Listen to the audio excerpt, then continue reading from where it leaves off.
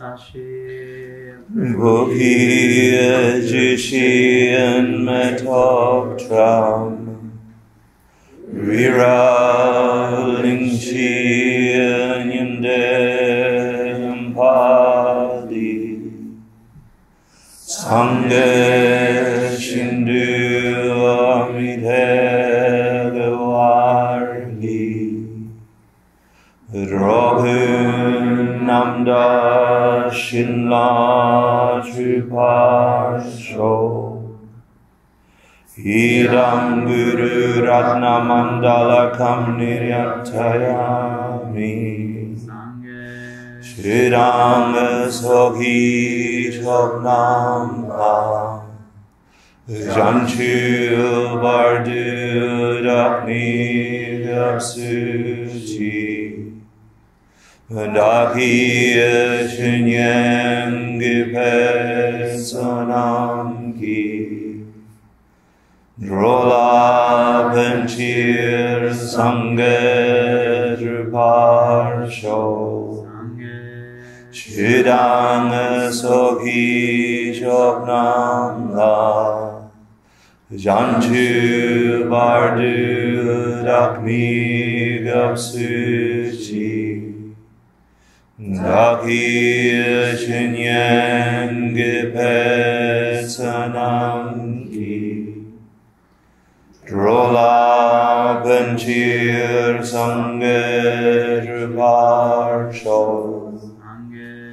Chidang Sokhi Choknamla Janchu Bardu Dakni Gapsuchi Dakiya Shinyang Gipesanam Ki Drola Panchir Sangha Druparsho.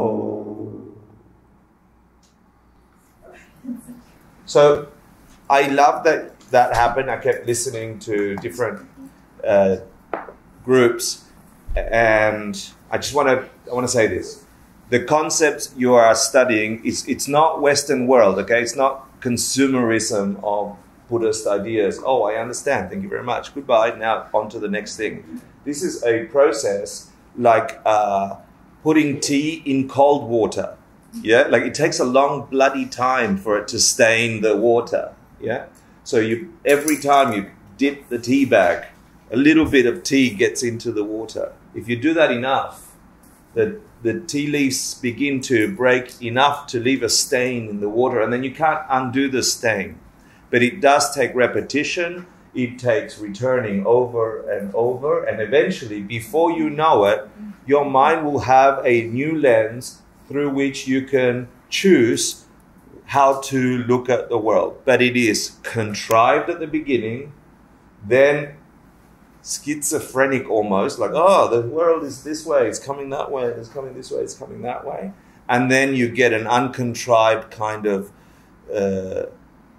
visceral experience of what could be through this lens. And the 10 weeks are all about dipping the tea bag of wisdom, of understanding emptiness, until the end of the 10 weeks, you're going to have a much deeper sense of what is trying to get us to experience or look at the world through. A couple of things to reiterate. I don't want you to be Buddhists if you think Buddhism is doing this weird thing and and blah, blah, blah. I really don't want you to do that. If you want to do dogma, do it on your own time. I don't need to sell dogma, okay? But there is something in this tradition, there is something in the rituals that happen in this tradition, which is the tradition of the Dalai Lamas, which is trying to get our minds to conceive of something that is difficult to see. So difficult because we're not used to it, that every time we turn our minds to see it, it's over there, just at the corner of my eye, I look and it disappears. Yeah, because we are so used to looking at the world the Western way, the way we've been indoctrinated. And because we've been indoctrinated in this way, we forget to ask the questions that were natural questions as children. Why? For me, It was like, why did Princess Diana die? Well, I'm not that young, actually. But it's a good question. You know, why did Princess Diana die in that tunnel and not the driver? Yeah, oh, it's obvious. The driver was sitting on the side that didn't hit the pillar. Duh. Okay, thank you. But that's not really the reason she didn't die. He didn't die and she did. Because why did he sit there and why wasn't she sitting over there? Well, duh, because he's the driver. She's a princess. Why did the princess have to sit on the side that was going to get smashed? And we don't ask those why questions anymore. And if things have an answer, if cause and effect are true, you could find the cause of that for real. But your parents, my parents, our world, a Western world in particular, forgets to ask those questions. Or even in the Eastern world, we're like, if you just do the bing, bing, bang, bang, it's all good. Good luck. If you do enough incense, good luck. Yeah, but why good luck? Stupid question. It's good luck. Buddha said, okay, but why? So this course is about unpeeling and really giving your mind the respect it deserves to truly investigate the biases with which we live our lives. Unless you're really happy with the life that you've landed, which I am, and you think everything's going to turn out okay, and that is the very best thing that can turn out with this combination of body and mind. And Buddhists or wake-uppists believe this is just honey on a razor blade. This niceness that you've got, this beautiful skin you've got, this lovely relationship you've got, this capacity to conceive, to think, to have a name, to have friendships, to eat, to poop, to relax in New York, that's just temporary. And you're an infinite thing that keeps coming and going.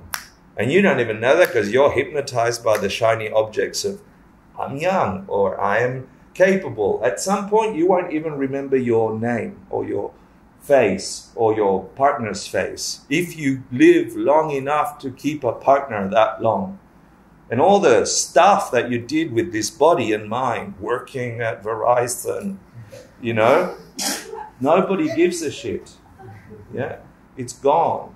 Now, what do you do with this life? I'm not saying that's not worth doing. And wake-uppists, Buddhists, don't think that either. They think, on the contrary, every millisecond of what you do has the power to get you out of the temporariness of here. If you could just get your eyes off the immediate, the shiny object, and see the totality of what's possible in the human condition, the human mind, the human body, what this can actually be. And that's what this sutra gets to investigate. It's the time the Buddha went trippy. Before this, the Buddha was like, oh, do this and things will work out good. You'll get good luck. If you don't kill, don't do this, because things function in a certain way. Up until this point, he was teaching pretty much, if you do these things, then these good things will happen. Cool. And that helped a whole bunch of people to stop creating the causes of their own to generate a negative outcome in their world. Stop hurting people. Your world stops hurting. So he taught that for a bunch of years. And then he came to this period of his teachings where he's like, oh, let me tell you about this emptiness thing. And emptiness is he's like, things exist, but they don't exist. That's why they exist. You're like, what the hell? And that's what we're investigating here. There is real, meaningful understanding behind each line, and we're just touching page 5, page 30, page 50. And we're just getting snippets, but the snippets are big enough to be able to connect the dots by week 10, and you're like, oh, that's what he's trying to say.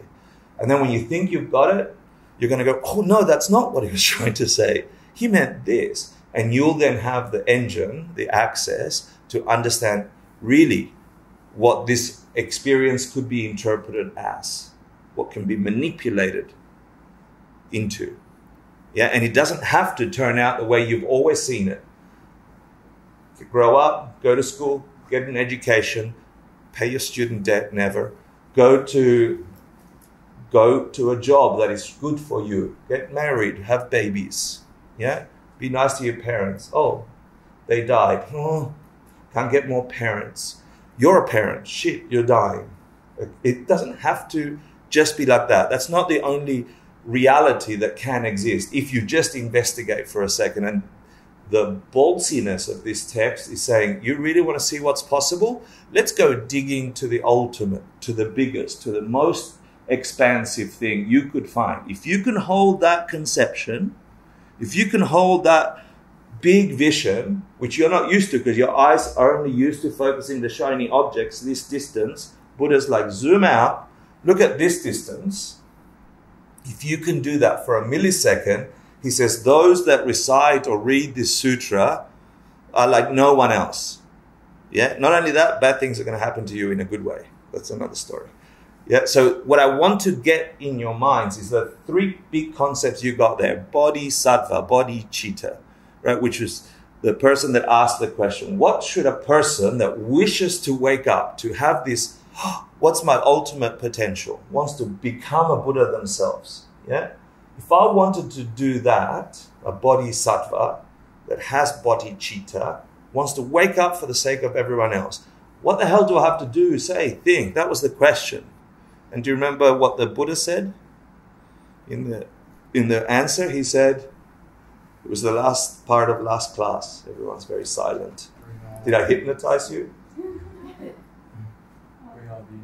He's like, oh, you want to become enlightened. You want to plug out of suffering altogether, reach a state of complete bliss. What you have to do is see every conceivable being there is. Anyone born from an egg, born from a womb, born in moisture and heat and spontaneously, any being at all with form or with no form or with mind, no mind. All these beings, you should bring them all to liberation. Make them all enlightened. That's your job. If you want to get enlightened, get everyone else enlightened. And so Buddha's like, oh, cool. And then Buddha says, and when you get them there, it is true that no one got there at all. That's why you can get enlightened. What the hell do you mean? And that's that kind of dissonance that is created just in that thing slips your mind in a place of infinite possibility if you could just sneak in there. But it's like the tea bag. You need to keep returning. So that's one concept. Bodhisattva. Is it possible for you to reach a state where you genuinely, like viscerally experience yourself, not suffering anymore, not a schmucky creature that comes and goes, but that of experiencing yourself as an enlightened being? Is that possible? Free from samsara, if you know what that means. The assumption is yes. What do I need to do? The Buddha's about to tell him, well, you need to try and get everybody free. But when you try, when they get there, it's true that nobody ever got there. The hell? Like he's trying to get Subhuti's mind to go somewhere. And so the place he's trying to get him to go, because this is the perfection of wisdom, and wisdom in here means the understanding of emptiness, is to understand the way we conceive of the world is broken, and that's what creates our broken world. You really want to see what things are like, you need to find their emptiness. And so we went there last week a little bit. What's the emptiness of a thing? And then we came up with this concept of gaccha, right? So I heard in each group people talking about the pen. Yeah, you guys talk about the pen, or you talk about something else? I didn't hear. You talked about the pen. You talked about the pen. So Priya, did you guys talk about the pen? Not the pens, but you tried to get to, yeah. So emptiness is not what we would think it is. It's not like nothingness or anything like that. It's the very simple, it's the absence of something that wasn't there at all in the first place. So I can say, is there an absence of Ming in this room? And you would say, yes. Yeah, where is he? Not here, right? He's with mom or on the train. Okay, that's a real thing that isn't here, because we know Mings exist. Yeah? But what about a two-headed purple elephant that's 20 feet tall? Is there an absence of that in this room? Yes. How do you know? We can't see it. Because you can't see but you know what it would look like, because it's got all these parts of conceptions. You can conceive of a 20-foot, did I say 20-foot? Two-headed purple or pink? Purple elephant. You all have a mental picture of that creature, and with that mental picture, you're scanning, and you're like, not here. But that thing can't even be here. It would never be here in the first place, because that thing don't exist.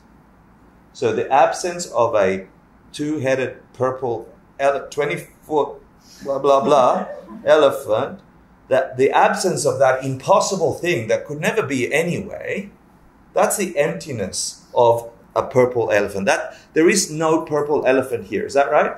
Could never be that. It's different to the emptiness of a Ming in this room. Why? Because there could be something here. Slight difference.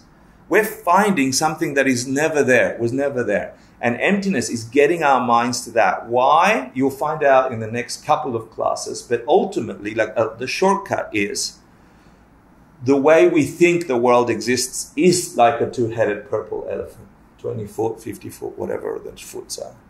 4 feet. Yeah, that's another joke, 4 feet. Yeah. Thanks. Thank you very much. The way we think the world functions, the way you think you're going to get happy, going to school, getting a student debt, having the right relationship, that isn't how you get happy. But yet, like a purple elephant, you're trying really hard to get happy, having these things that are not the source of happiness. That's not a correlation. Happiness cannot come from student debt. For sure, it can't come. Unless you're the debt collector. It just can't happen. But we think it can. Getting a career. My Verizon career. we really do think that's, and this, it's not like I logically think that's it, because it sounds stupid when I say it. But you're all doing it, I'm doing it. Living in this realm means that's what we think is going to fulfill us. And it's not true. That's a two-headed purple elephant. And so the Buddha's trying to say, dudes and dudesses of 2019, if you think that getting these things is going to reach you an ultimate happening or even a relative happiness, you're wrong. You're looking for the wrong thing. That thing doesn't even exist. The correlation between getting student debt and you being really happy. There's a couple of possibilities. Some people that got student debt and went to school are really happy. That's good. Worked out for them. Some people that got student debt, went to school, are really unhappy. Oh, that's a problem. Because then that immediately proves happy cannot come from student debt. Some people that didn't get student debt got happy, and some people that didn't get student debt got unhappy. Now we're doubly screwed. Where did happy come from? Didn't come from student debt, didn't come from not getting student debt. And so the Buddha's trying to get us to really zoom out, saying, you're lost in the minutiae. You believed some story that having a partner will get you fulfilled. You'll feel loved. You figured out that if you just do yoga enough times, you won't get depressed. Or if you take this drug, you won't get depressed. Or if you take that drug, you don't get depressed. And when the Buddha's trying to explain that, our minds, who are so used to making those correlations, freak out, and we immediately think what he's trying to say is that nobody should ever go to university, nobody should ever have a relationship, and I shouldn't take my meds. That's not what he's saying. That's not what he's saying. He's saying things function for different people. Yes, student debt helped someone. Yes, student debt did not help someone. But it's not the student debt that gave the help. Something else gave the help. And so when you did the pen experience, with what is this? A pen. Yeah. Shut up. I've run out of pens. Pens. What is this object? You'll obviously say pen. And then when you try and find the pen in it, you can't find it as soon as you put in a puppy dog here, because a puppy dog don't see pen. If that's a chew toy for a puppy dog and a pen for me, can this thing be both those things at the same time? This thing, separate to me and the puppy, can that by itself be pen? No, what's it require to be pen? Someone to observe it. So this, to me, is the secret, the unifying theory that science is trying to look for. You need a perceiver to have an experience of this thing. There are layers of reality that are experienced about this object, but they don't come from this object. In that sense, this object is empty of having penness in there. Why? Because if it had penness in there, puppy dog must see pen. And they don't. They see chew toy. If it was a chew toy, from it radiating chew toyness, we should all be salivating now, going, oh, I can't wait to put it in my mouth. And it sounds silly, but it's so obvious we miss it. We're so addicted to thinking the world out there will give us what we want. We think the pen is coming from this object. And Buddha's saying, no, this object is empty, does not have that quality. Why, dogs? Is it not a pen? Yes, it's a pen, Buddha says. For you, if you add that, that's good. It's a pen. For you, in that case, where did pen come from? Pen. Was it in there radiating out? Pen? That's what it feels like. Where is pen? Something here going, pen. Not by choice, because if we had choice, you'd all be happy. You wouldn't be in wake-upist class. I wouldn't be spending 20, 30 years trying to unravel suffering, right, and reach an ultimate thing. Many things would not exist if you could choose. But that doesn't mean that it's still not your projection, not something in your mind forcing. Now, why your mind makes pen and its mind makes chew toy? Wait a minute. Something's forcing some being to make this chew toy. Something's forcing me to make it a useful writing tool with which I can communicate and explore these awesome qualities until it runs out. That's also my projection. And Buddha says, if you go digging in there, you will find what makes this. And if you figure that out, if you really understand cause and effect, that's called karma. The fact that this doesn't have a nature is called emptiness. The gacha is thinking that it would have nature that would force everyone to be pen. That's the gacha, that's the two-headed purple elephant. Thinking it has a force of penness in it. Yeah?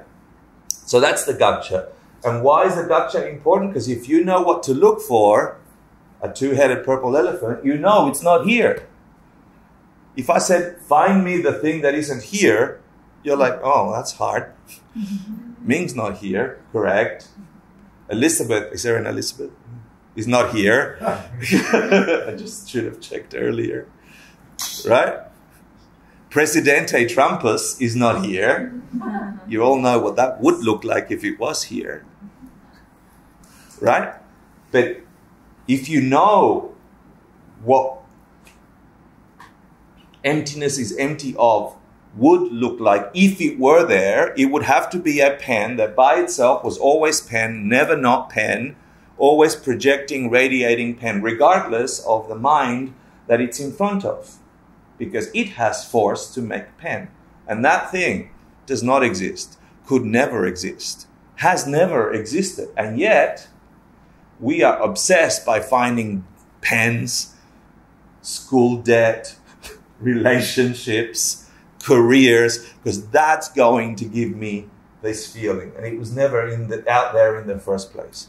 So that the important concepts you already got in class 1 and 2 are a bodhisattva is a dude or dudess who just wants to wake the hell up from this kind of nightmarish dream that has nice flavor. Honey on a razor blade. Nice tasting. Oh shit, it ended. It hurt. Initial, nice taste. I like this life until. Yeah? So, bodhisattva, it has bodhicitta, this wish to wake up for the sake of themselves and everyone else. My mom, who's going through it. Yeah? My sister who's going through it. My neighbor who's going through it. My baby who's going through it. You think you're alone in sadness, depression, anxiety, fear, blah, blah, blah. We're in the same boat. And so this wish, this fervor to go, if there was a way that we can transform this experience, if there was just a narrow way, I want that way. So I could wake up and then show my mom. That's really this essence of bodhicitta. And we lost that at age, I don't know, preschool or something, because it's a stupid question. Of course we're going to suffer. Just die quietly so we can all pretend to enjoy Verizon. No, but it's true, we forget. And so this course is saying, please don't forget. Please try, because what if there was something you could do whilst you still worked at Verizon, whilst you still used pens, whilst you still kissed partners in, I don't know, I won't go into Hector's metaphors, but while you did your things, while you got obsessed with your shiny objects, what if there was a shift of mind that understood really where the joy came from, where the pain came from, then everything you do has the potential to get you and everyone else out of the cycles of experience. That's what this sutra is trying to get at. So you got the idea of emptiness. Things don't have a nature. Things come from us, karma. Yeah, and we have to investigate that. This course is about that. What would it look like if this had a nature? Gaccha, the impossible thing. A boyfriend who always necessarily, without exception, gave you the same continuous state of happiness you've always had since you met him. That's what a gaccha is. The perfect boyfriend. Sorry, Stephen. Stephen is my boyfriend. I'm the perfect boyfriend. You are the perfect boyfriend. Damn it. Cornered again. So, metaphor corner. So, but you get it, right? So the job that always necessarily gave you just the right high all the time, and because it had a nature that way, every time you sat at that desk and typed the stupid things, then you would get the same kind of bliss or ding in the bank account, whatever. And that is not true. There is no such thing. That never existed. And yet we crave for it, we go searching for it, we dig for it, we spend our breath for it, we spend our health for it. Then you die. And Buddha says, when you die, you don't finish. You get to do it again, dependent on all the stuff you put in your mind all that time. So this grasping at boyfriend, this desperate me getting happy, sometimes pushing other people away so it's my boyfriend, not your boyfriend. All those things, they're coming back amplified to make your next life yours. Except you don't know future you's name. You don't know why you have certain impulses. Some bastard before you gave you all the shitty things that you're experiencing. You don't know their name, but their consciousness is the same continuum according to this theory. And those same bastards that gave you depression, addiction to boyfriend or girlfriend, or made you interested in Verizon in order to get that job. So I keep looking at you and I've got no idea why. What do you... Okay. He works at Verizon. You know... T-Mobile. No, okay, good. That'd be really weird. So those impulses that we've had ever since birth, like the virtuoso Mozart and so on, those impulses... Buddhism says that didn't happen by chance or genetics. The continuum of your mind got them there. You inherited them from previous you. Now, here is a nice trippy thing. The fact that you might be interested in unraveling reality and get a sense that maybe it's really possible. I don't have to stop wishing that at the age of 6 when my mum told me to shut up, stop asking silly questions. That part of you that connects a little bit to the idea, oh my God, that's so true, but it's hard to hold, but it's true. That open window to wisdom, that's also inherited from previous moments of you. In fact, it's every time you gave someone a wish, a taste of insight is now ripening in your mind as an experience of insight, if you're having that. If you're sitting in the lecture going, old man with a beard, boring, then that's what you did to someone else and enjoy that. Yeah, anyway, I went too long at the intro. Hector, stop. Thank you for listening. But I want to get those things. Gaccha, the thing that's impossible, the perfect boyfriend that will always stay perfect. No such thing. Doesn't exist nominally. Okay? Emptiness, the fact that thing could never be there. The emptiness of the perfect boyfriend. There is a perfect boyfriend that you might experience, but it don't have that nature. Emptiness. Bodhicitta, the wish for enlightenment. Yeah. So Buddha is asking Buddha, okay, how do I get enlightened? Tell me. He's like, get everyone to nirvana, get everyone free from suffering. When you get there, there's nobody there. And then we'll talk about what that looks like. Did that move or not? No. Hello, legs. Hector destroyed computer talking too long. Did that move? Okay, this is just to remind you that your last meditation was difficult and I didn't give you good instructions. Yeah? Your last meditation was to try and get you a taste of your own emptiness, to try and find yourself. Who the hell am I? Where am I? Yeah? And so go find Hector or go find Lisa, yeah, in the finger. It's not there. In the hand. Is that where Lisa is? No. Is it in the arm? No. Is it in this arm? No. Is it here? In the parts individually, can't find her. Yeah? Is it outside my parts? Is it over there? Is it in Rachel, the Lisa? And then says no. So you would sit there in meditation and you go, okay, really, I'm going to find this me that I think I am. Let's go find it. Is that your finger? Yep. Are you in there? Let's see. If I chop it off and put it down there, am I still here? Or am I over there? Shit, here. Okay, it's me, but I'm not in there. And so whatever you visually or mentally do to try and find you, you will come up empty. You're like, oh. And you, that sense, when you get it, drop in and hold it and sense it. It's a kind of dropping of your identity. Not just with your body, you can do it with your mind. Am I my memories? Am I my conceptions?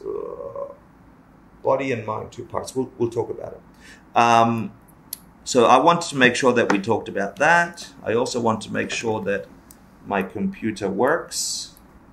And remember last time I shared with you the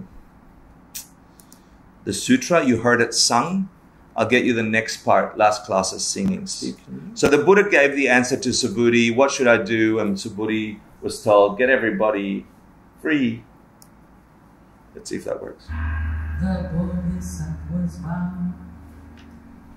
The Buddha said, Subhuti, all bodhisattvas and mahasattvas should consider this. All living beings, whether born from the womb or hatched from an egg, whether they transform like butterflies or rise miraculously. This was all of last class. Whether they have a body or are formless, whether capable of profound thoughts or of no thoughts at all. And this translation is better than this. I vow to lead to nirvana for their liberation from reincarnation. Yet when this innumerable, immeasurable, infinite number of living beings has become liberated, it is the truth that not a single living being has been liberated. Why is this so? In reality, there is no I who liberates and no other who is liberated. If a bodhisattva holds on to the notion that a self, a person, a being, or a life exists, that person is not a true bodhisattva. Okay, hard, right? Basically, he's saying, yes, you become a bodhisattva. Try and reach nirvana with everyone. But if you think you really exist, if you really think you are not your own projections upon yourself, like you think you're coming from your own self, you're not really going to go there. You can't, because that's an impossible boyfriend. You're an impossible being that way. Me, the way I am, getting to nirvana, getting everybody over there, because there's a person and there's a person and there's a person out there, gotchas, and I'm grabbing them and I'm taking them. That's working for Verizon, Buddha says. For sure. He says, don't work for Verizon. Not true. Okay. Yes. Why are the chants like that? Because it's easier to remember when you have to repeat it. I don't know. But I think it is actually. The chants are like that because they are summarized versions of the Buddhist speech. And so 2,500 years ago, if you were in a class with the Buddha, you would get together, a bunch of people got together straight after he passed away, and then they chanted from memory what he said, and then they constructed and then they wrote it down. So the Heart Sutra is the same. They're like condensed versions of what I heard the Buddha said. So this sutra starts with, once I heard this teaching. Yeah. And they all start like that, because it's you guys going, oh, Hector said this following thing and I remember it. And that's much easier to recall. I guess. And then the Tibetans went a little deeper. Like, if you hear their chants, they're amazing. But it's coded. Yeah, like you can, just chanting it lets you remember the whole thing. And then if you know the meaning behind each word, your mind gets those conceptions. Let's start the class, shall we? You're like, what the hell? Okay, so Buddha said, get them to freedom. That's how you get to freedom. And when you get them to freedom, no one gets to freedom. All right?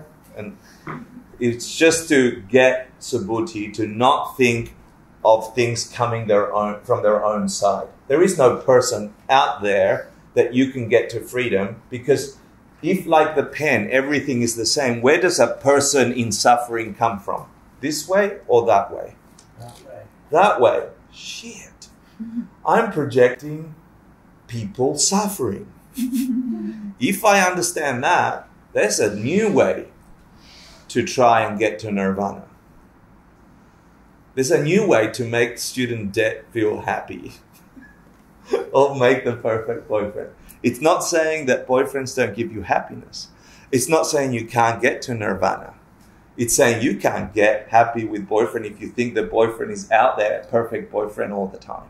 That will just lead to disappointment. As soon as he changes a little, you're screwed. You're in suffering just by thinking he exists out there. Sorry. If you really want to know what makes boyfriend perfect, and if it comes from you, then it's something inside of you that you've seeded in there. And for that, we have to study karma. But the shortcut is, every time you were kind to another, you will experience kindness from empty creatures who don't have a nature. Some people think Rachel's really nice. I don't. No. I do. Yeah? So is there niceness emanating from her? Half the room's like, just being nice. For me, it's not like I'm trying to make her nice. For me, I look at Rachel and my heart opens. I have history with her, have all this experience with her. But Lady Diana, why do I have that with her? Why, upon looking at that form, do I feel these things? The appearance is, the illusion is that it's inside Rachel and then I feel that way. But where did I feel it? My mind moved, looking upon that object that doesn't have a nature, like the pen. For me, my mind creating a whole reality over there, as much as the pen, about this thing I call Rachel. Many of you who know Rachel have your own conceptions of her. They're not the same as me. Many of you who don't know Rachel have your own conceptions of her. They're not mine. And all of us have a conception that is different to the one Rachel has about herself, which is last week's meditation. She's also projecting a reality on the parts that she calls Rachel. And she's got some story going on and she lives in that story and she thinks that story is true. And I think my story is true. It appears, the illusion is that whatever I feel came from her. And so if I didn't like it, what would I do? I'd fight her. I'm like, you're stupid. Right? Because she made me feel bad. Or if I like her, you're so nice. I'll try and keep her and do all these things until she changes. Right? Reality is she'll change for me at some point. Where does the change come from? This way or that way? That way. So if I want a consistent, perfect Rachel or boyfriend or Verizon or whatever, what must I seed or put into the projector of reality? Because everything is up for transformation. Everything is empty of a nature. Everything can be a million different things. If I want my projector to project perfect, constant, infinite Rachel, what must I do? Change Rachel.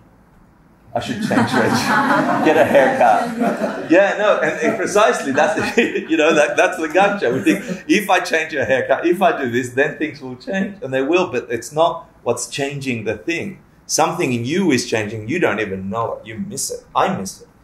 Living in this world means we miss that. Wisdom, insight, understanding really what causes me to love Rachel is every time that I've loved another person in the past. I can feel love when I see Rachel. Every time that I fight with Rachel is every time I was an asshole to someone else in the past. Because my mind is creating that reality. The illusion is it's coming that way. Pen. The illusion. That's how it functions for me. Yeah? So the Buddha says to Subhuti, thinking Rachel's out there, that's not gonna get you or Rachel up to nirvana, freedom from suffering. Never. But there's a new way of looking at things, which is the point of this whole sutra. When a bodhisattva, when a person that really wants everyone to reach freedom, who is not staying, he says, when a bodhisattva who is not staying gives, it's not easy to measure the benefits. How much virtue could come from that giving. It's not easy to measure how big the result is of a person who gives whilst not staying. Already confused? Cool. If you understand this line, you will then understand more of the sutra. Yeah? What does it mean, a person who is not staying? A bodhisattva who is not staying? Staying where? Well, they're in transformation constantly with themselves, right? Mm-mm. Staying Staying in samsara, close but no cigar. grasping to self-existence. Yeah, not staying in the view that good boyfriendness comes from out there, that pens come from someone who's not staying in self-existence. Pens are pens. Good student debt, I was used to that analogy. Good student debt leads to education. Yeah, the belief system that things out there have the nature.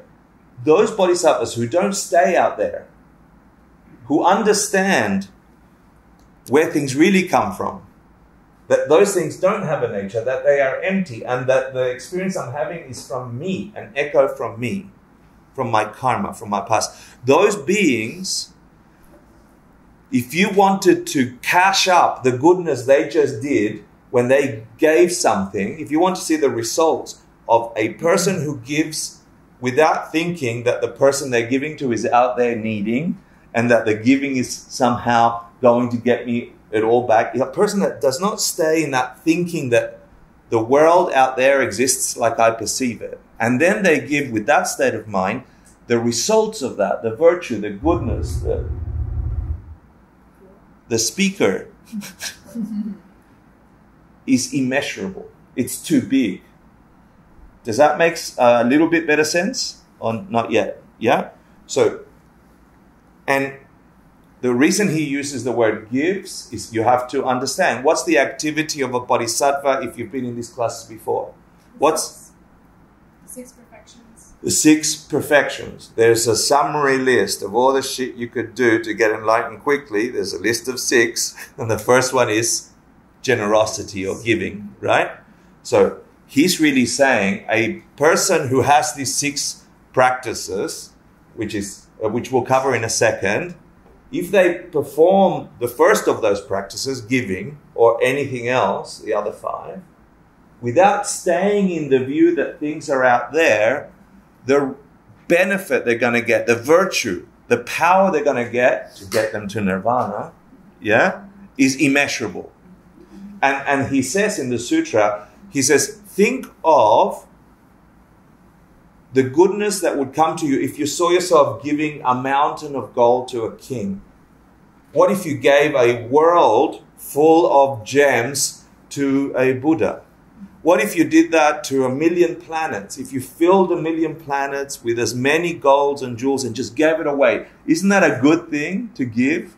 Buddha says, this kind of giving is going to give you a more profound, deeper, bigger result than all the jewels you could ever give to every suffering being in the planet because you understand where they come from. Because you're getting to the real source of what generates insight and bliss. He's like, there's a new way of reaching nirvana. It's not that you don't get them there. It's not that you can't reach a perfect place. You can. You've just been working the wrong game, the self-existent game out there. So a bodhisattva who does not stay in self-existence, their virtue is huge. So the merit is immeasurable. And so it's talking about the giving and the other perfections, which we'll cover in a second. And the other reason is the understanding of emptiness breaks the cyclical nature of a suffering world. What do I mean by that? The easy example.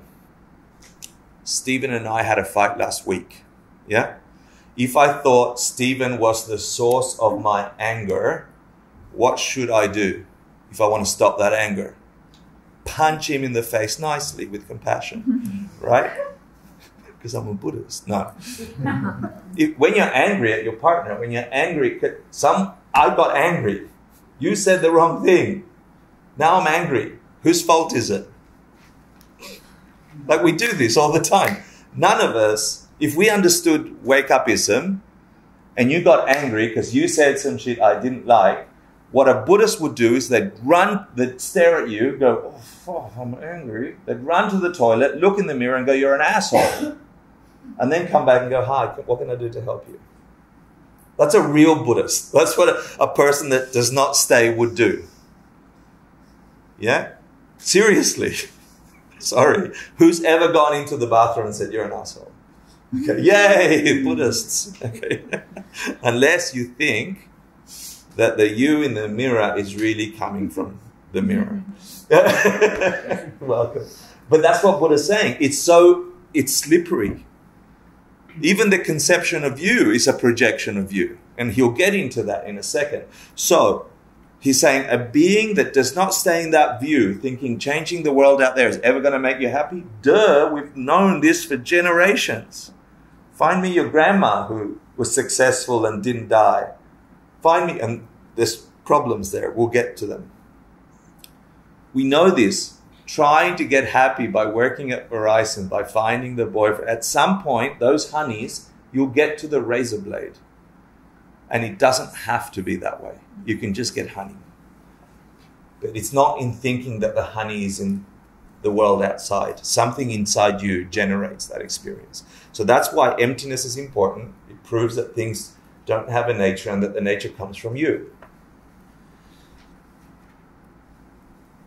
Wisdom, or the understanding of emptiness, breaks the cycle, because when I'm angry at Stephen, my unexamined impulse is to hurt him. And get this, if you get this, you're beginning to unlock the door. If this is true, what happens to my mind as I watch myself hurt him, as a response to him hurting me? Huh? Hurts whom? How? Because it felt good saying, you're an asshole. It felt really good. Probably more held in your mind than it is. Right. The intensity of the intention with which I wanted to hurt him, did that land on him? No, you watched yourself do it. I totally watched myself. I watched it way better than he's experiencing it. If he's in a funny mood, he'd laugh it off. Oh, Hector's angry. Ha ha. And I said the meanest words. And he'd go, which is done sometimes, which infuriates me, right? That makes me angrier. He's like, you're just angry. I'm like, right? So the words aren't hurting him. They could, though, because sometimes when he's annoyed and I say the words, they will, even if I say nice words, oh, really, I did this the other week. I'm trying to explain that things, don't be condescending. I'm like, shit, I can't. Yeah. So even the nice words can be interpreted bad, even though I meant them nice, right? It's not in the words. The words are empty of delivering that feeling. But I don't know emptiness. So I get angry. I'll punch the thing that made me angry. I'll try and hurt it. And you're right. My mind experienced that, knows every intention. I really want to hurt him. What an asshole. I'll really get him. I'll say this very smart thing. That'll get him, right? layers of nice meanness. Where is that meanness experienced? Mostly in my own mind. My mind is now like a sponge receiving all those beautiful seeds of disgusting, negative intention as I'm trying to hurt him. It's all recorded in my mind. Nice. And it might work out good, it might not work out good, like student debt. Sometimes I can hurt him, sometimes I can't hurt him. But every time I hurt me, every time I throw hurt, my mind is sponging it up. And those moments, those imprints, those seeds, they don't disappear. Cause and effect never fail. Every action has an equal and opposite and bigger reaction. The longer you leave it in there, the bigger the result. That seed became that tree after a lot of watering and a lot of sitting there. Little seed, big result. Little hate, big weeks of hatred towards me. Because it's coming from me. All those things eventually ripen and go, a nice person walks in the subway, they go like this, and I'm like, they hate me. They didn't do anything, they just went like that. Where did they hate me come from? It came from me. Who put it in there? I did when I threw little arrows of hate to Stephen. If you understand that, Buddha says you can break that cycle, because that cycle just creates more suffering, and then he sees me annoyed, so he sends annoyingness, and then I experience 3 people that are giving me annoyingness because it grows, and then now there's 10 people, and I'm stuck in a downward cycle of sadness, depression, anger, hatred, not enough money, not whatever, broken relationships. That's where they come from. If you want to break them, you have to understand that there was never a Stephen that could ever cause. Stephen's empty of causing me hatred. Did I experience hatred though? Did I experience sadness, negativity? Did I? Upon his words? Yes. That is a real thing. That did happen. But what caused it, really, ultimately?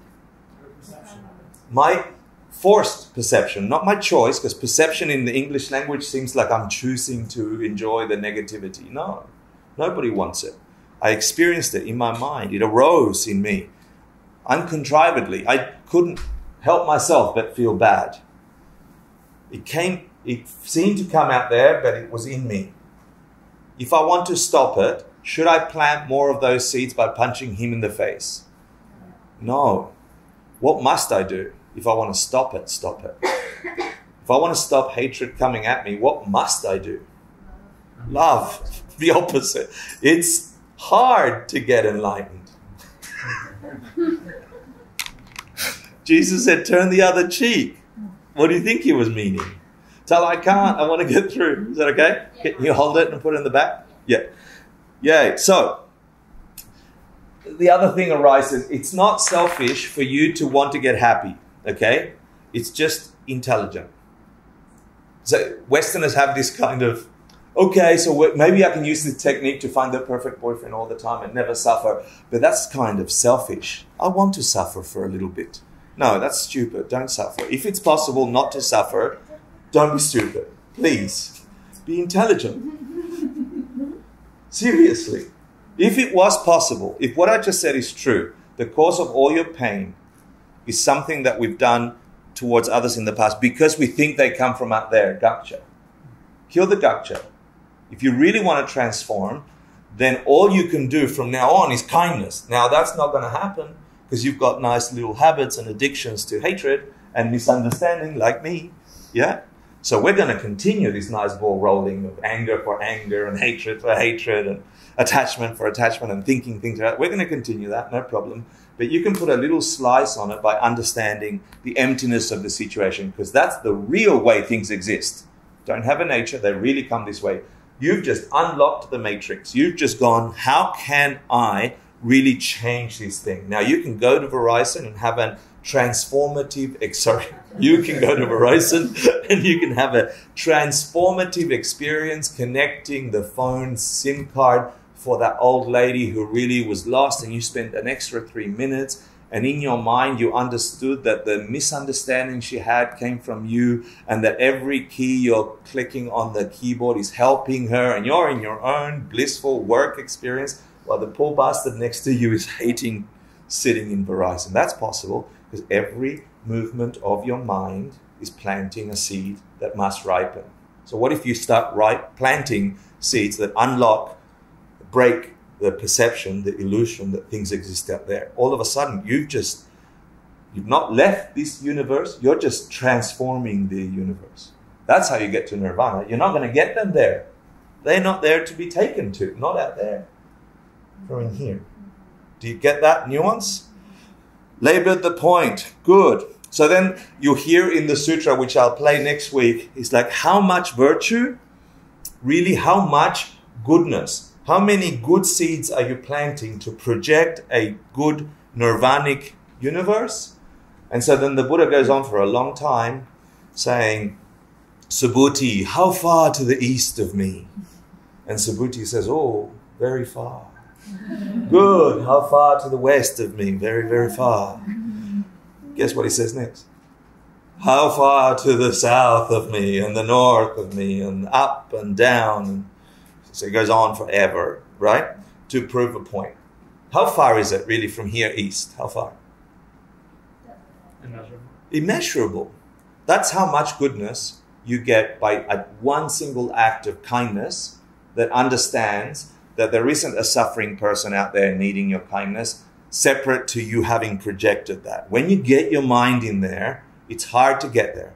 But when you get your mind there, oh my God, you can walk down to the subway and experience every creature calling you to plant the perfect seed. And you can see yourself transforming what was previously garbage into a mountain of gold. And me crying isn't going to make you do it, so let's tell you another story. So after he's doing this virtue of the perfection of giving, I think it's time, all the other things, I can tell you all the other things that would collect virtue, collect goodness, all the other perfections. And the perfections are, anyone? Giving, which is generosity, translated as generosity, right? But the giving choice of translation is better because one of the types of generosity or giving is giving material things. So you can give material stuff, no problem. You can all be generous with material stuff. So generosity is an okay translation for that. But why would Geshe Michael have chosen giving as opposed to generosity? Yeah, because one of the highest things you could give is what I'm trying to do right now, giving somebody the understanding that they can understand the universe. Giving insight is the highest thing you could give someone, to whatever level of insight you have.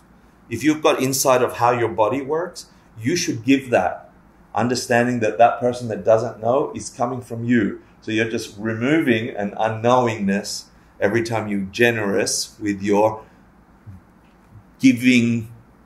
You can't say, I'm generous with my knowledge. You know, it sounds stupid. So giving is more active. So giving, what's the other perfection? Ethics or morality. Yeah, and this is the link. If the universe you're experiencing is just an echo, a bouncing off of everything you've ever done to others in the past, then you've just figured out why in every major life, human tradition, religion, and so on, morality is such a thing. It's not because baby Jesus says, if you do this, I'll give you a reward. It's not that. Buddha also has the 10 commandments list. It's not that if you do what I say, you'll be a good boy or girl. It's not that. It's because if the world is just an echo of what you've done to others in the past, should you be mean? No, you should be kind. Should you hurt life or protect life?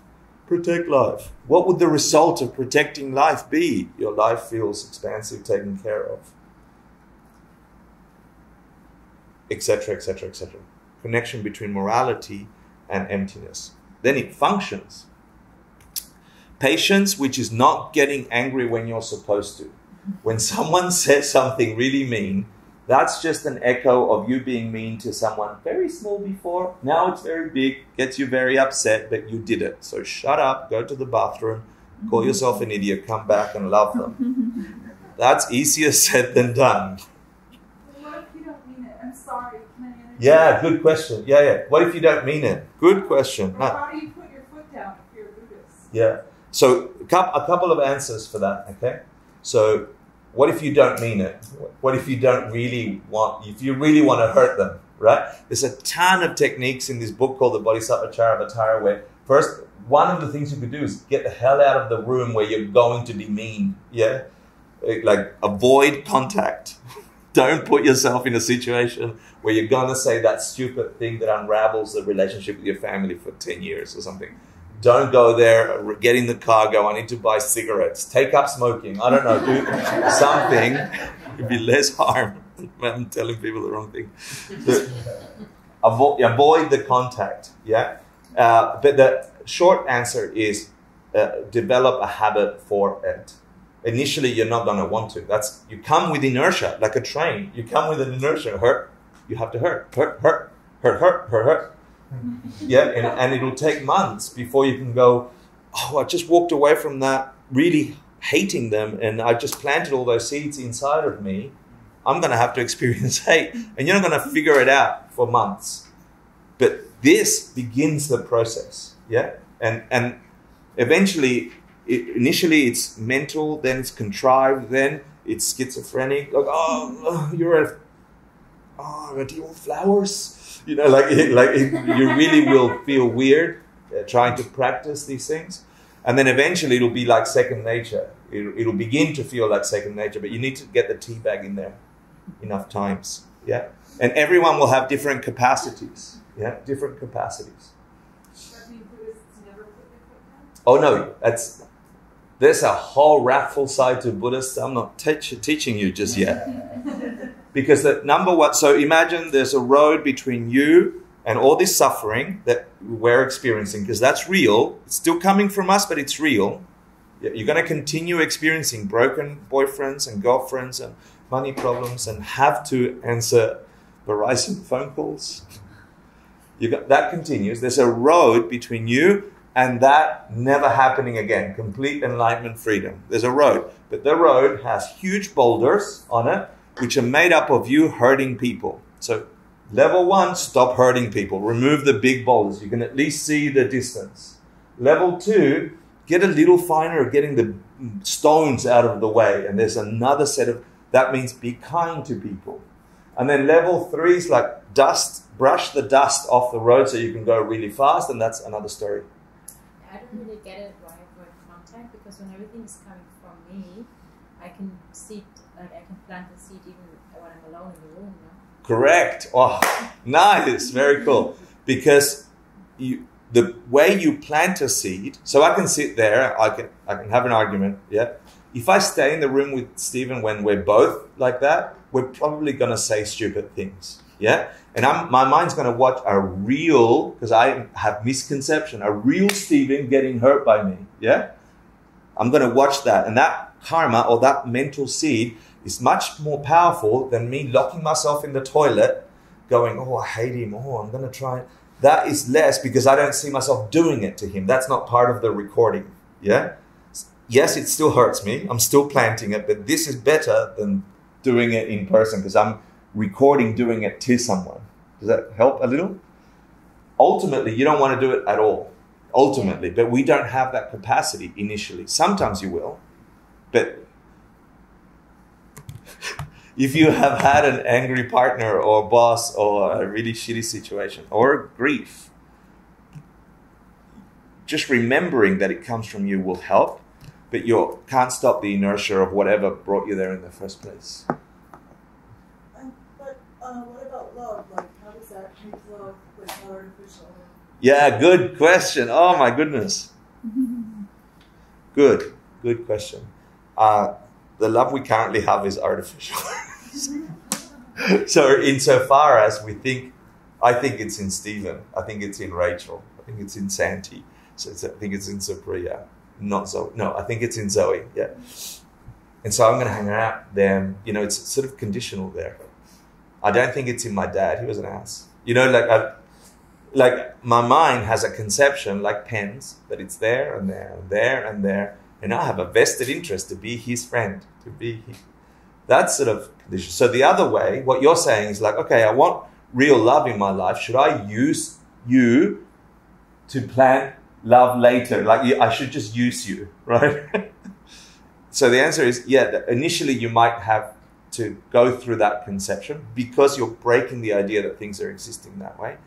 But when you get the result or the echo of those plantings, you're going to get it exactly the same flavor as the way you planted it. So if you did plant it as I'm just using you for me to find love, you will find love with someone that's using you to find love. Sorry. Cause and effect never fail. Eventually, you'll let go of that attachment too. And you're like, oh, I'm not staying in that belief. And you can really love unconditionally anyone, everyone, every living, moving thing. Because it's life. And you'll get this movement that says you're worthy of it. And part of the idea, the trick is to remove this expectation. And that will come up. That's also a conception. We'll go deeper there.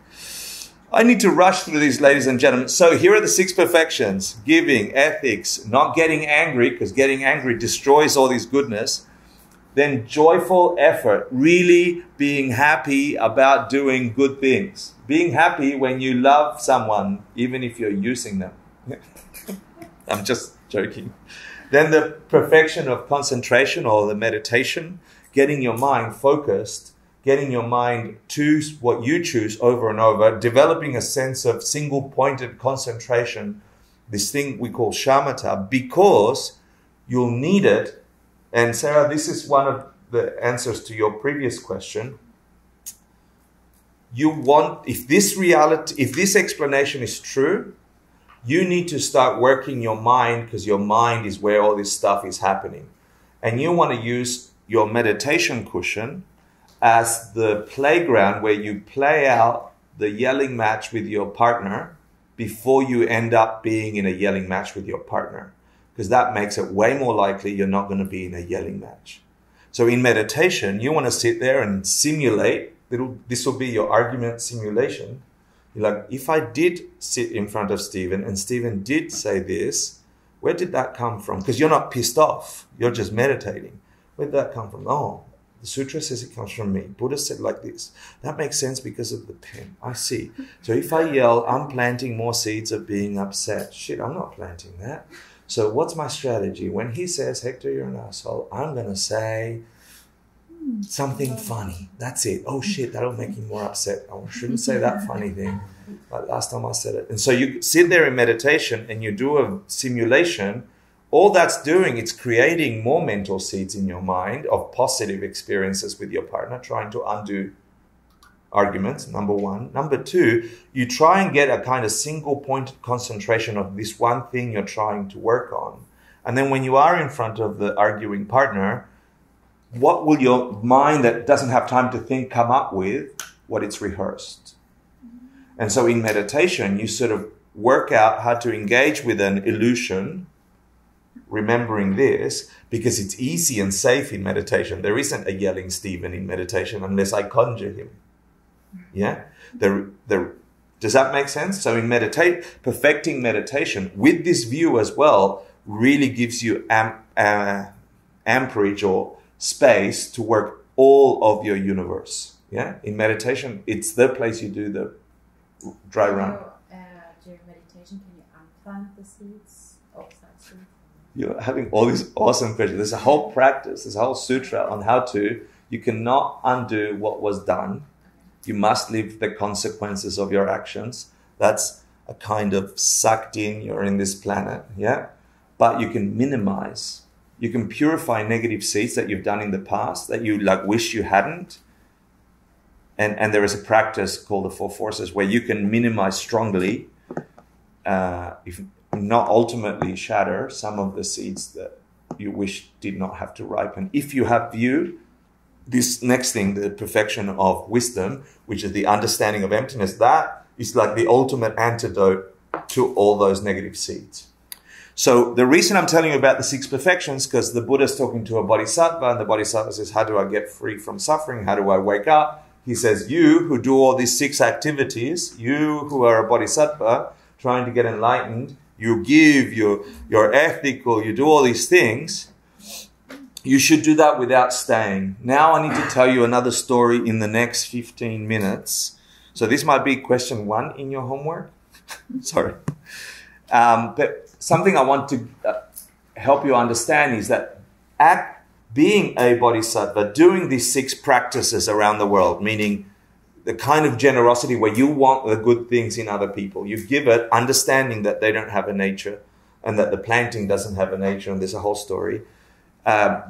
Being ethical, choosing kindness over harm, yeah, not hurting others, must plant positive seeds in your mind, yeah. Not getting angry, which destroys your mental capacity for goodness. Trying really hard to do that. And then joyfully doing that. Not, I'm a Buddhist and I have to be nice to people. And, grumpy Buddhists are not Buddhists, yeah.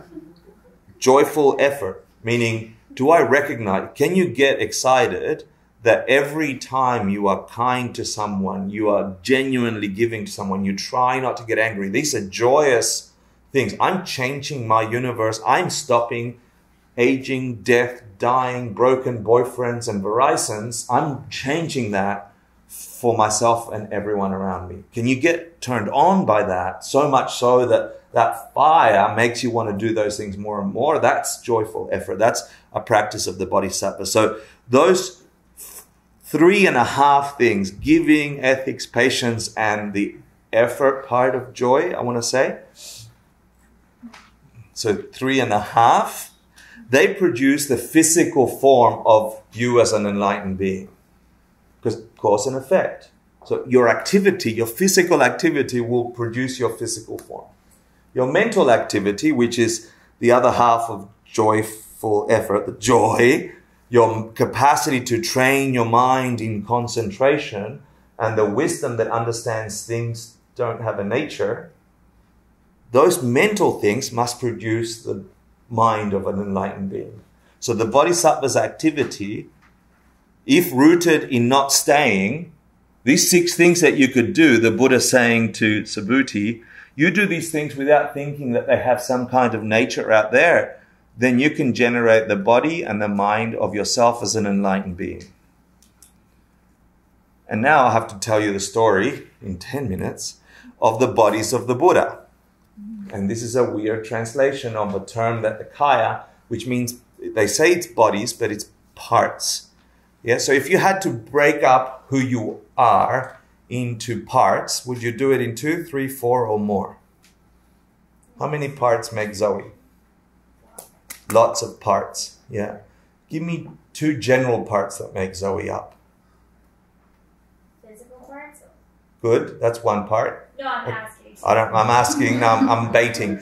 Yeah. So yes, correct. Physical part is 1. I would say heart and brain. Heart and brain. So you have 3 parts. No, I think No, you're so confusing her by physical saying body is parts. not I one. know. Oh, okay. Huh? Physical body, I wasn't counting that one. I was asking. So let's count. Is that Zoe though? The physical body? Is that Zoe? No. So we can chop that up and you're fine. Yeah. Not true. Is the physical part of that Zoe? Yeah. Is Zoe part of, yeah? So 1 part or 1 body, kaya, is physical. What would the other parts or part of Zoe be if we've got the physical part? These legs and arms and things, and put them here, and they make up Zoe currently, right? We put them there. What else is missing? The mental part, yeah? So there's a mind, a thinking, a feeling, all these things, which is, in the West, we call the soul. We say body, speech, and mind, yeah? The speech is part of your Physical. actions of your body, right? So your body, speech is the same bloody thing. They're just vehicles through which you do stuff, but they're physical. And then you have mind. So the stuff that motivates the movement of the body is your thoughts, your emotions. They move you. They're like wind. They're like fast. So one way to divide your body or who you are is you are a mental part and you have a physical part. Make sense? Mm-hmm. Mental part, physical part. Just like we did before. A bodhisattva who does the 6 perfections will produce the physical part, the form of a Buddha, and the mental part, the Buddha having thoughts, the Buddha feeling, experiencing form. Make sense? Sure? So that would be the division of two bodies of a Buddha. There's a division of 2 bodies of a Buddha, 3 bodies of a Buddha, and 4 bodies of a Buddha. And there's a big debate between 3 bodies, 4 bodies. But the people that say 3 bodies, it includes the 4th body. I just want to give you all these names. Yeah. What is it that we're creating when we're practicing these 6 perfections? What is it that Buddha just told Subhuti to do if he really wanted to get free from the broken horizons? He's like, you want to create your 2 bodies, your Rupakaya, which is the form that a Buddha will experience. This meat is what we are calling form. Yeah, you experience that you have meat and bones and blood, like that's the body, a physical form. But you also have a mental form, right? And so the Buddha will also have a physical part or form part and a mental part, just like you. So the Rupakaya is the form body, the Dharmakaya is roughly the mental body. And they are made up of 2 each. So Truku, or the emanation body, is, let me see if I can shorten this story yet, it's the Nirmanakaya in Sanskrit. It is the projection or emanation body, the thing that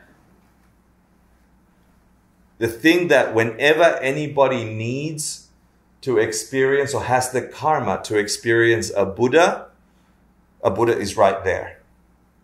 So a Buddha has this capacity, an enlightened being has this capacity without wanting it, without willing it. They have I don't want to say karma because that's technically incorrect, but they have the causation to appear in every and any part of time and space depending on who needs it. And they can appear as an inanimate object, they can appear as a puppy, they can appear as a person. And the classical appearance of the projection body of a Buddha, so the real Buddha is somewhere else, but this projection, this hologram, if you will, appears in the form that is most needed. So sometimes it could be the post in the sidewalk that stopped you from getting run over. It could be the old lady on the street saying, can you give me some food, please? I'm hungry. And it moved your heart to giving. And you're like, I really helped that lady. Wow. So that's the emanation part. There's a part of the Buddha that emanates, part of their form. The classical part of that is what we know as Shakyamuni Buddha 2,500 years ago, with certain signs and long ears and perfect head or whatever. Yeah. That's emanation body. Then there is the enjoyment body. So Buddha's own perception of where they're at, they're in a kind of bliss-like place, a paradisical place, experiencing the form in the way that they see it, because they've got these really good seeds that don't see this as meat and blood and guts that break. They see this as a kind of light body that is bliss beyond experience, yeah, for us. So they are simultaneously seated there. Well, what I said was that... Sorry, Buddha. So imagine this. So this is the story, right? You're causing these 4 things, or 2 things, or 3 things, by practicing like a bodhisattva according to what Buddha just told Subhuti. Don't stay and you'll produce these things, these bodies. First, you'll get a form body, which has 2 parts. One of you hanging out in your own perfect place where you see yourself just perfect. And there's a whole story there. And as you're seeing yourself at light and somebody down in the subway is hurting and needs someone to say hello to them, you appear as an old lady to them saying, hey, can you help me get food? And you're having this experience as an enlightened being. Yeah. So that's your physical form. You have a projection form and a projecting form, or an enjoyment form. Is that okay as a concept? I don't need you to buy it. Just know that it's a concept. And then you have the mind, or the mental part of the Buddha, which is in 2 parts. And I'll give you them together. There's the essence body, the Svabhavakaya, and the wisdom body, the Jnanakaya. Jnanakaya. Yeah. And basically they are... The essence body is the emptiness of the Buddha's mind. The emptiness of the other 3 parts. It's the part of you that will remain the same when you get enlightened. The fact that your mind doesn't have the nature that you experience it right now. You experience your mind maybe as a suffering person, sometimes happy person, sometimes sad person, sometimes joyful person, joking person, depressed person, whatever you think you are, the Rachel-ness of your mind, the Hector-ness of your mind. The emptiness of that mind means that that mind doesn't have that nature, that you're experiencing that based on your past seeds too. The way you conceive of your consciousness is also a projection of your consciousness. And the emptiness of that means the fact that your mind isn't this way naturally without your projections. That emptiness is true when you're a Buddha as well. Your mind doesn't have the nature of being a Buddha. Being a Buddha is also a projection of a mind onto its emptiness. Blank screen, Buddha. Blank screen, schmuck Hector, suffering Hector. Yeah, crazy mind, happy mind, enlightened mind. It's empty of being either. It's not coming this way. Does that make sense? So that part still remains. And then it's the omniscience and compassion of the Buddha, this sense of they can be at all places, at all time, past, present, and future at once, and can see every object and experience every object, every mind, and so on. So these are the four bodies of the Buddha, or the three, sometimes called Nirmanakaya, Sambhogakaya, and then Dharmakaya grouped together. If you get them, that's what's being produced when you do the six perfections, if you don't abide in thinking things have a nature. Is that okay? You look serious. I have a question. Yeah. You said, you're saying that, but then you also said that karma doesn't cause these. Like Yeah. So because when you understand where things really come from, you are not planting karmas. You are creating virtue. You merit. Yeah? It's still cause and effect, but it doesn't have misunderstanding, which means it won't break. It has wisdom. Yeah? So it's still your mind projecting something without the misunderstanding that that's got the happiness in it. You understand that there is no happiness there. The only way you can get happiness there is by being happy towards others. Then you'll experience happiness there. There is happiness there, but not the way I thought. That wisdom creates merit, virtue. So how much virtue? How much goodness? Immeasurable. Yeah? More than you could ever imagine. So, 2 minutes. You might get asked in question number 4. It's funny to me that you would have a list of 2 bodies or 3 bodies or 4 bodies to try and find nobody. Yeah, I think that's hilarious. But you can understand that you can have your own experience of self, that others, me as a Buddha, me as a schmuck, yeah, my projection, my enjoyment, I enjoy this, yeah, and then other people experience me based on something else, whatever they're capable. I project out there, involuntarily, they say. The Buddha doesn't have to think, I will be at 5 o'clock at the train station waiting for John. Yeah, it just happens. If John needs a Buddha, it's there. Yeah, because you've habituated that so much. And then your mind projecting onto your mind complete bliss and understanding all the time. Pretty cool. Then they say there's these 32 marks and 80 signs of an enlightened being. And in the next part of the sutra, the Buddha starts asking Subhuti just to test whether Subhuti's staying or not staying in self-existence. He's like, you know, the marks on the Tathagata, and there's a list of 32 and 80, like long ears and this forehead and whatever. And they're also correlated, for those that are studying the deeper stuff, to subtle body stuff. Yeah, so there's a correlation between these 32 marks and 80 minor signs. But, you know, there's a whole list. So the Buddha says to Subhuti, hey, you that see me as a Buddha, just because a person looks like a Buddha, should they consider them a Buddha? And what do you think Subhuti says? It's a trick question, obviously, right? It's like, no, of course not. Okay, good. So because my form is deceptive, that's why it's true, he says. Things are deceptive and they are true. And so you might be asked in question 3, what does that mean, that something is deceptive and true? It's deceptive in that, yes, a Buddha appears to a person as a Buddha. Deceptively as if it's out there. But true is that they do not exist as marks and so on without your projections. That they don't have an ultimate nature. In that respect, they are true. That there is no 80 signs and 32 signs and 80 marks of an enlightenment that could ever come from me. That's how they appear deceptively. But they truly exist in that they are that because you projected them. Does that make sense? Simple? No. So then he repeats, and I'm rushing because I want to finish this 2 more slides.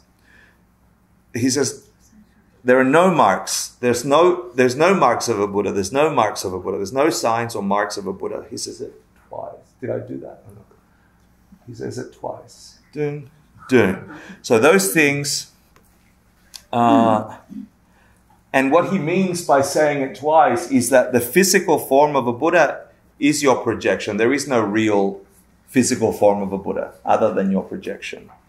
And that the mind of a Buddha, the essence mostly, which is the collection of compassion and omniscience, is also your projection. So the physical part of a Buddha and the thing you call or see as a Buddha, that's not a Buddha without your projection.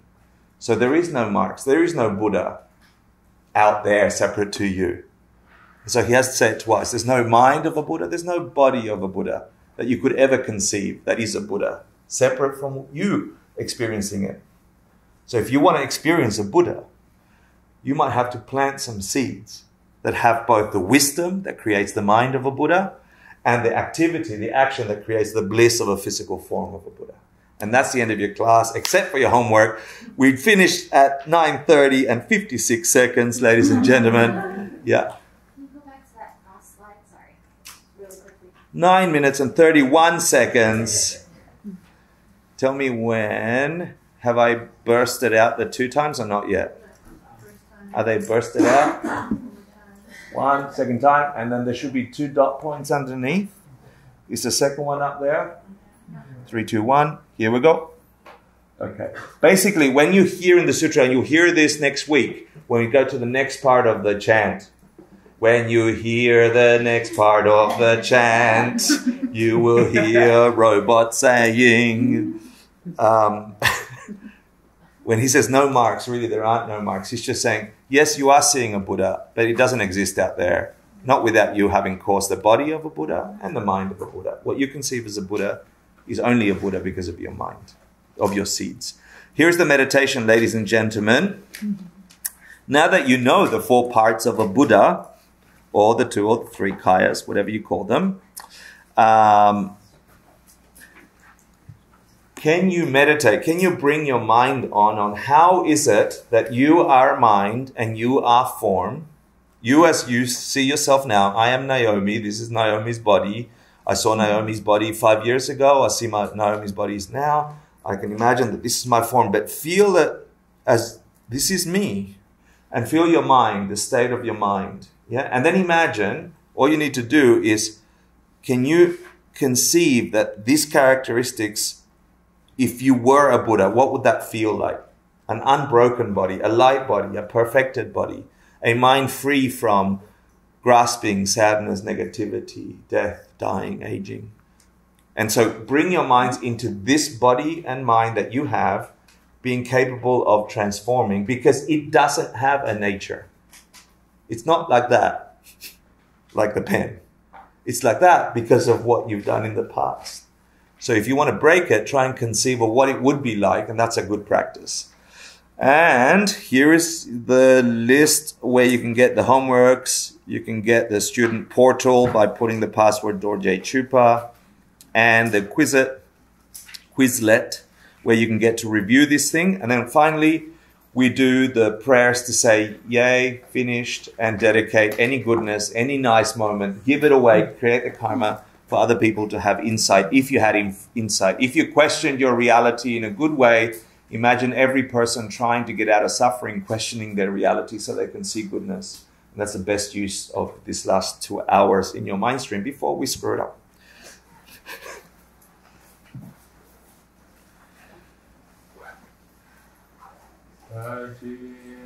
Wokia Jishin Metov Drum Virawling Shin Indegam Padi Sange Shindu Miteguargi Rokun Namda Shinla Shivarsho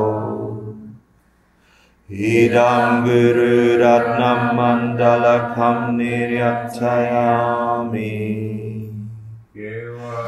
Dirgawokun Sunam Yeshe Soksokchin Sunam Yeshe Lejunwe Nadampat Kuni Topasho.